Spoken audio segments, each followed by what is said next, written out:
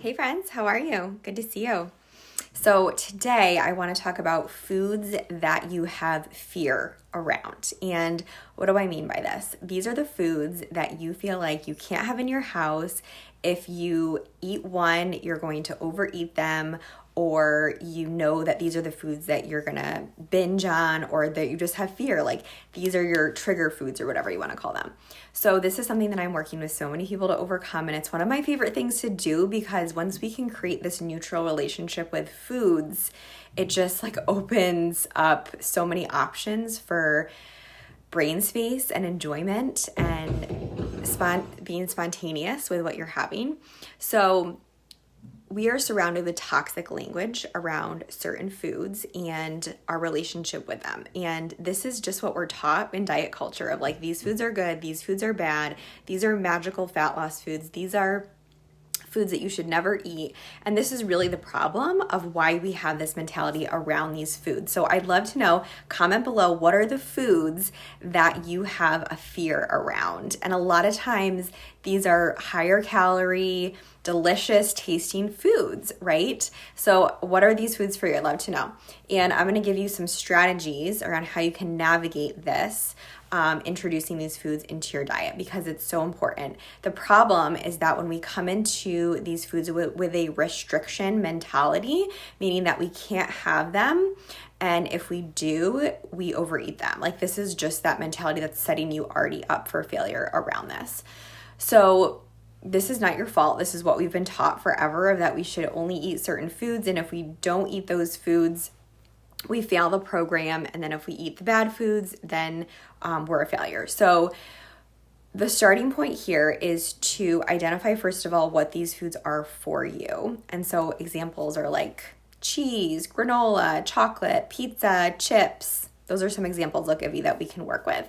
So the first thing I want you to do is incorporate these foods with other nutrient dense sources, or having a balanced meal or snack first. So here's an example of what I mean by that. Say that we're introducing granola and or chocolate chips. So what I love to do with these foods is add them on top of yogurt. So like a Greek yogurt bowl, having that, a little granola, chocolate chips. Another example is with chips. So having like a turkey wrap and then pairing that with some chips on the side. Pretzels, adding those with an apple and peanut butter. With pizza, if you're having pizza, have a big salad or have a bowl of chili alongside your pizza.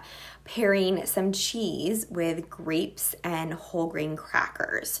So when you're incorporating these other foods that are more nutrient dense, they have more nutrients in them, we're satisfied with less of that other food option.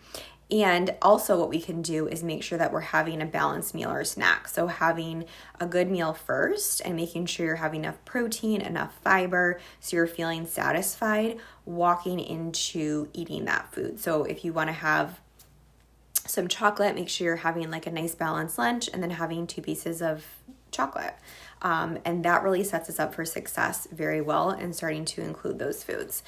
And then the next thing you want to do is make sure you're portioning them out. So if you're having some chips, portion them out into a bowl or on the side of your plate with your wrap. If you're having some pretzels, measure them out. So take a cup of pretzels or use a food scale, like measure out your food initially, so that way we can kind of see like, oh, this is a portion of this food. And a lot of times we can have a lot more than we think within that meal and still allow us to feel our best.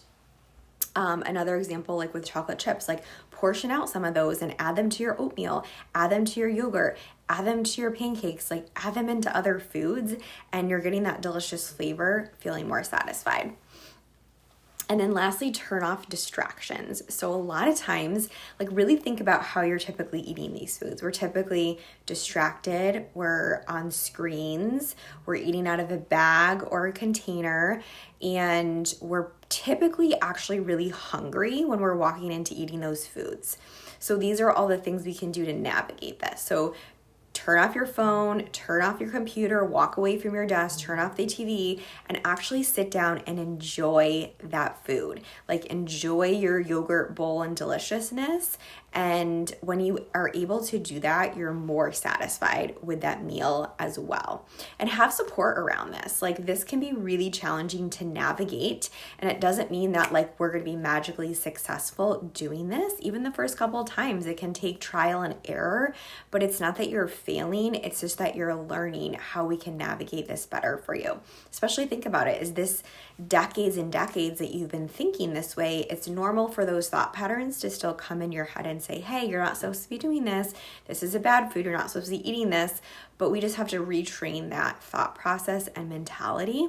And when we can have someone guiding us, supporting us, and being there for us when we feel successful and when also we feel frustrated, we are much more likely to be successful in the long term. So this is a huge piece that I'm working on with people around. And it's so cool when I can hear people say, I can have chocolate ice cream in my house and it's fine. Like, it doesn't talk to me, right? In my head of like, oh, come eat me, right? Like, this stuff, I hear so often. It doesn't have to be that way when we can change our mentality around these foods. So I'd love to know, what are the foods that you're feeling challenged around, and what is one strategy I talked about that you can implement with including more of these foods into your diet? I'd love to know.